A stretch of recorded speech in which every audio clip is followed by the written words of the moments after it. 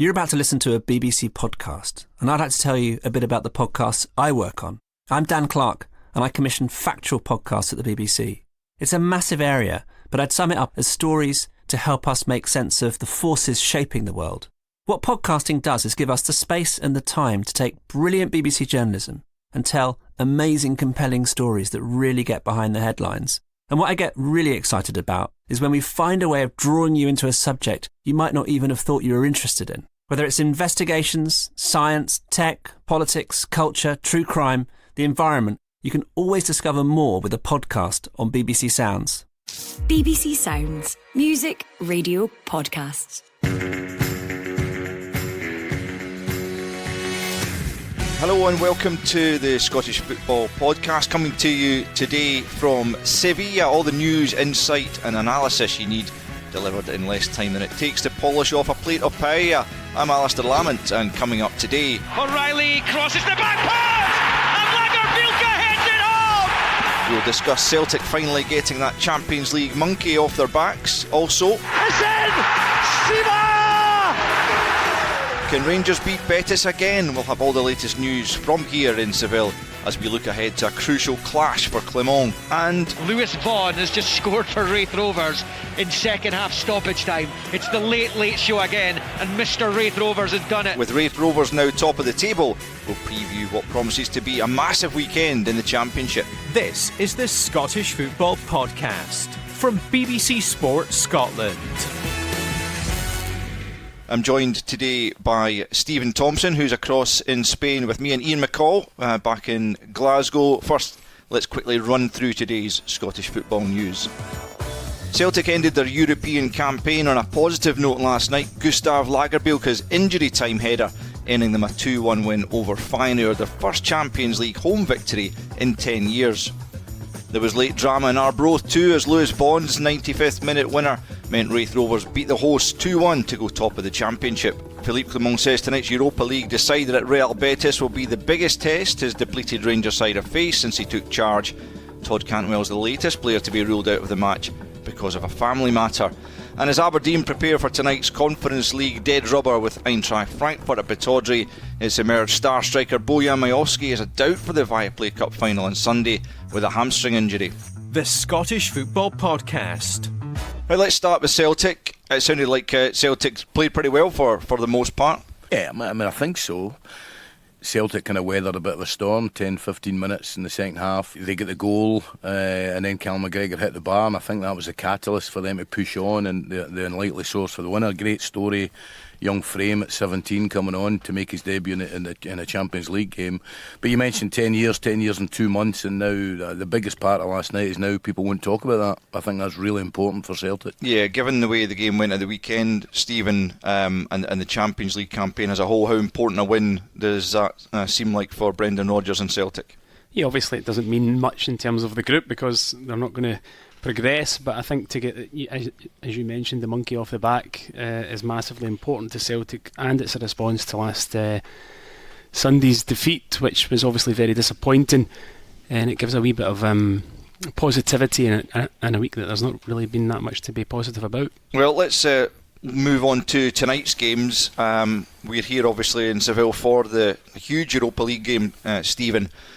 Rangers really making a bit of a mess of it at home to Aris Limassol in that last game, meaning that they need to come here and win certainly to top the group, which is going to be a massive test for them. What do you expect from the game tonight? Well, it's going to be difficult, that's for sure. Obviously, Betis have not lost at home all season. They are a strong side, but Rangers can only look at the last game that they played against them at Ibrox, which was positive. Betis started the game better, but Rangers finished it the better side. They have to win tonight to top the group, which would be a phenomenal result. But there's obviously major problems in terms of injuries. The squad looks very, very thin, especially in midfield areas. Up front, I don't know if they've got the quality that's required at this level. Certainly if it's Dessers that starts up top. Cantwell's obviously out, which is a huge blow as well to Rangers, so it's going to be pretty much a kind of makeshift side, if you like, but it's a very difficult task to come here to Seville and try to get a win this evening.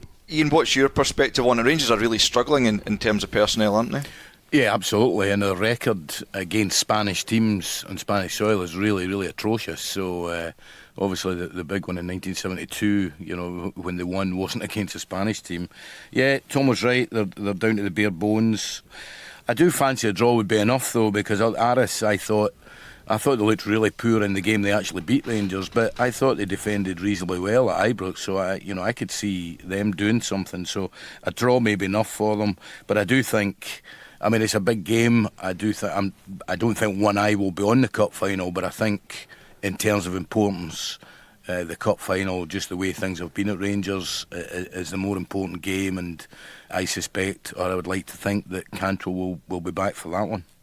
Philippe Clement saying yesterday, Stephen, he's not even really got enough players to be able to properly rotate. So, what sort of team do you think he will put? Was it strongest he possibly can tonight, do you think? I think he will, yeah. I think obviously people have suggested maybe resting people with Sunday in mind, but there's enough time between the games to recover. Also, there isn't really the luxury of resting players. I think I'd be surprised if Suter started at centre half. I think it'll be the usual back four that he likes to play. The difficulty is, what does he do with Cantwell not in the side? Does Lammers come back into the team in the number 10 position, where you have to say he's not really caught the eye? It's a kind of position that Rangers have struggled to fill, really, for me this season. Sima obviously has been a key player for them and will be this evening again. He brings pace and he brings goals, and he'll have a big role to play this evening.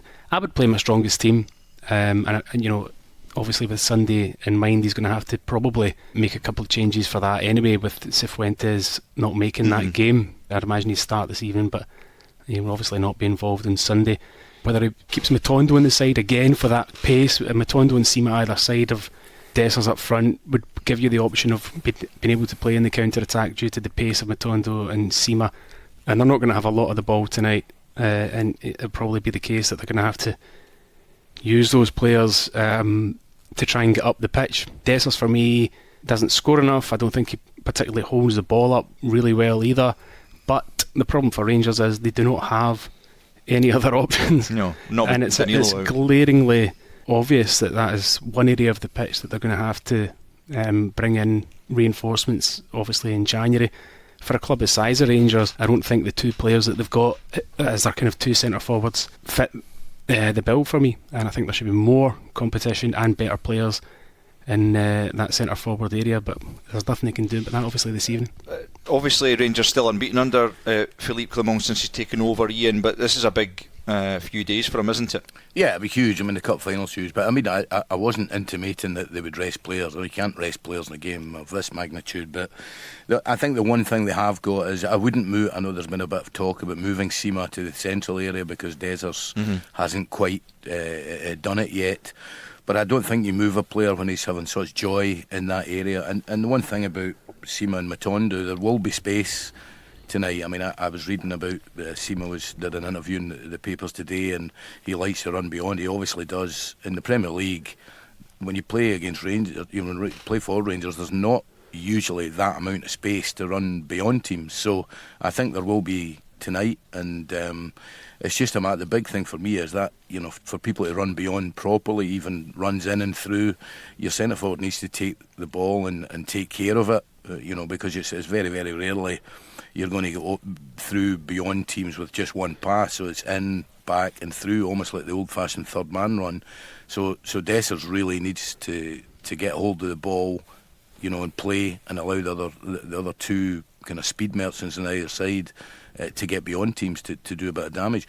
I think Clement has changed it, and he's not had his troubles to seek. The midfield area has been decimated in such that you wouldn't really know what his best midfield is yet, because they've not had a proper run at it.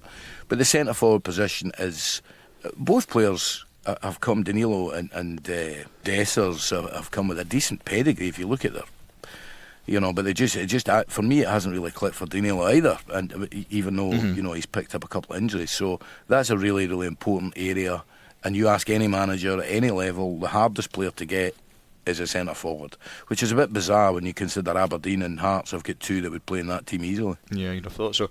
We know Real Betis will be a tough opponent for Rangers. They're unbeaten in all competitions at home this season, sitting 7th in La Liga. To tell us a bit more about what we can expect from them, here's the Spanish football journalist Eduardo Alvarez. It's a team that it's extremely entertaining to watch, and it's probably the responsibility of Manuel Pellegrini, the coach, who of course managed Real Madrid a while back, but is more famous because of the jobs he's done with, let's say, mid-tier teams in Spain.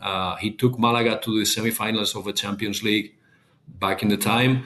He did very well with Villarreal as well, and now he's doing a fantastic job with Betis. Probably the most relevant thing that happened to Betis this season was the signing of Isco.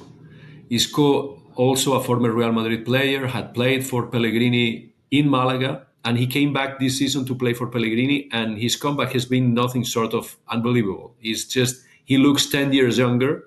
He's been man of the match in 9 La Liga matches so far this season, which is outstanding. But he's providing the imagination, the creativity that Betis needed. And otherwise, Betis is a very steady team. Is the 5th best defense in La Liga. But of course, is the flair, the entertainment that Betis brings to the table what's probably the most interesting aspect of their game. And they tied with Real Madrid last weekend. They have a style that is extremely recognizable. They're fun with the ball. They press high. So it's a hard team to beat. And if they inspire with the ball and Isco is up to his usual tricks, that gives Betis this characteristic of a solid team, but with the capability to surprise you. This is the Scottish Football Podcast. So clearly Isco is the main man. Do you think, Stephen, that Rangers will be making special plans to cope with him? Obviously he's a top player with a huge pedigree. In the first half of the game at Ibrox, he was outstanding. He kind of drifted after that. He's a top player, but no, there's obviously very good players throughout the side. They are defensively struggling, I think, a couple of injuries, but no, I think Rangers will just play the way that they normally do. It's against a quality side that are going to have a lot of the ball away in a European competition. They're going to have to be so switched on defensively. I don't feel as though they've been brilliant defensively this season, Rangers, so they're going to have to be so switched on this evening, not just looking at Isco but across the whole team. You'd expect Real Betis know that it's their home game, they need to win it. You'd expect them to come out and really put Rangers under pressure, so defensively as a side, that's everybody in the team. They're going to have to be very, very switched on. The likelihood, though, is that a draw is probably going to be good enough for them to top the group, unless I think Sparta Prague win by 3 or more. So we'll see how that pans out. But what did you make of them at Ibrox, Ian? Obviously they're a decent side, but I don't think they travel as well as some of the others. Certainly their home form's really impressive, and in terms of Isco, he's won 5 Champions League, so he's a reasonably decent player. The way to stop guys like that, sometimes you've got to dominate possession. I don't think that's going to happen. Or you put a player really close and play 10v10. I mean, I'm going back a few years, but the great Alec MacDonald team at Airdrie, they got to 2 or 3 cup finals. Whenever they played bigger teams, they played 10v10. They put Sandy Stewart to man mark. Somebody did it to me actually once, to man mark him and played 10v10, because he always thought Sandy was a decent player, average. I hope he's not listening, he's in there. But you take him out of it, and then you nullify their best player. So I just don't think they're going to be able to deny Isco for 90 minutes by dominating the ball, because they just won't do that. I think the home form for Betis suggests a comfortable home win, but you never know, Rangers have travelled well in the past. And just before we move on from the European stuff, of course, Aberdeen in action as well. Nothing to play for as such against Eintracht Frankfurt. But of course it's a big game for them as well, nonetheless, back in Europe. And Barry Robson insisting they're not thinking about Sunday, but I guess he has the luxury of potentially, he could rest some of his players for that cup final, couldn't he? Well, he did in the last European game. They made 8 changes going into their league game that followed it. Obviously they can't qualify from the group. They've done well in terms of their performance level in European competition, Aberdeen, without really getting the results from it. Sunday's so big that it wouldn't surprise me to see him make a lot of changes with Sunday in mind. Clearly Majowski being an injury doubt for Sunday is huge because he's such an important player. Absolutely, yeah. For Aberdeen, you saw Aberdeen in the semi-final were not the better team. Hibernian were the better team, but Miovski had the edge and won them the game with a superb finish. He's a very intelligent footballer, and I don't think they're the same side without him in it. So they've got to be trying to do everything they possibly can to get him ready for Sunday's cup final, because without him, it's a hard ask anyway for Aberdeen to go and win the cup final, but I think with Miovski certainly they've got a better chance of doing that.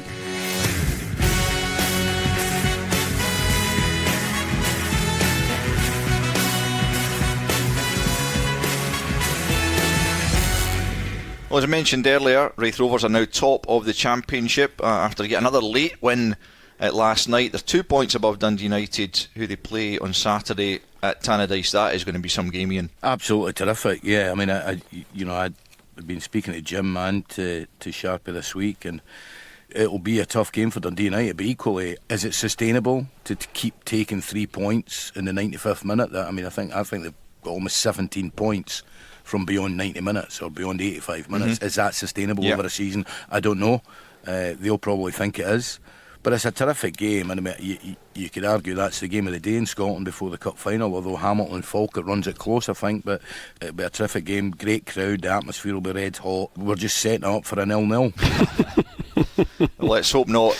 I mean, Jim Goodwin and Dundee United haven't put a foot wrong really in the league, Stephen, but nonetheless they find themselves trailing Raith Rovers at this stage. Are you surprised by that? I'm a wee bit, to be honest with you, yeah. To me it looks like a two-horse race for the title this season. Dundee United have been consistent, there's no doubt about that, but Raith Rovers have also been excellent. I think last night's result was absolutely huge for them, and it is set up to be a fantastically intriguing game on Saturday. I don't think it will be season defining, but I don't think many Dundee United supporters would have thought that they would have been getting challenged so strongly by another team in the division. So it makes it very interesting to watch it unfold. There's very little between the sides. You look at the results that they've had in the division, it's very, very close.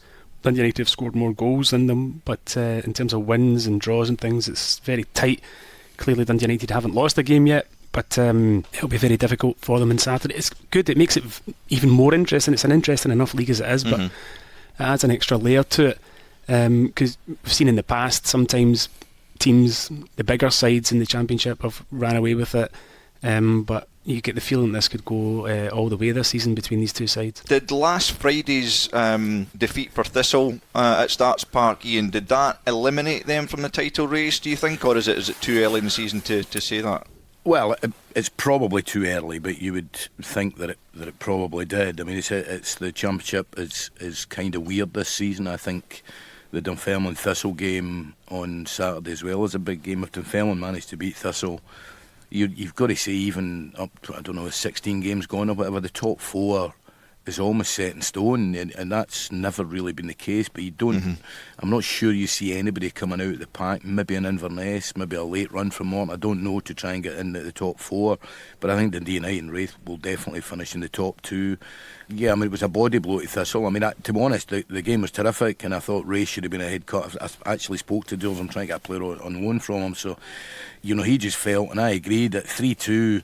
They were fortunate to be in the lead at 3-2, but they were in control at that point, and then Raith just did what they do, and it was a bit of a body blow to Thistle. Listen, logic would tell you it's a two-horse race to win the title now, and I think one of the things is, I don't think Dundee United are miles ahead of anybody. I genuinely don't. I think whoever manages injuries when they come better can go on and lift the title. Yeah, in Saturday's other games, it's Ayr United at Airdrie, Dunfermline host Partick Thistle, as Ian mentioned, Morton play Queen's Park at home, that's a big one, and Arbroath travel to Inverness, Cally Thistle. That's all we've got time for. Many thanks to Stephen Thompson, Ian McCall and Eduardo Alvarez. Remember, you can get full coverage of Aberdeen against Eintracht Frankfurt and then Real Betis against Rangers with us on BBC Radio Scotland Extra this evening from 5 o'clock. Lewis Irons and Tom English will be here tomorrow to preview the League Cup final, so if you've got any questions for the guys, email them into scottishfootball@bbc.co.uk. Adios. Hi, Hi, it's Amy Irons here. I just wanted to tell you that Sacked in the Morning is back for a new series. We are your survival guide to football management. If you want to hear exactly what goes on in the dugouts and dressing rooms across the world, then we are the pod for you. And as ever, I'll be joined by former Scotland gaffer Craig Levine and some of football's best managers to provide all the insight you could possibly need. And you can find it on BBC Sounds. Just search for Sacked in the Morning.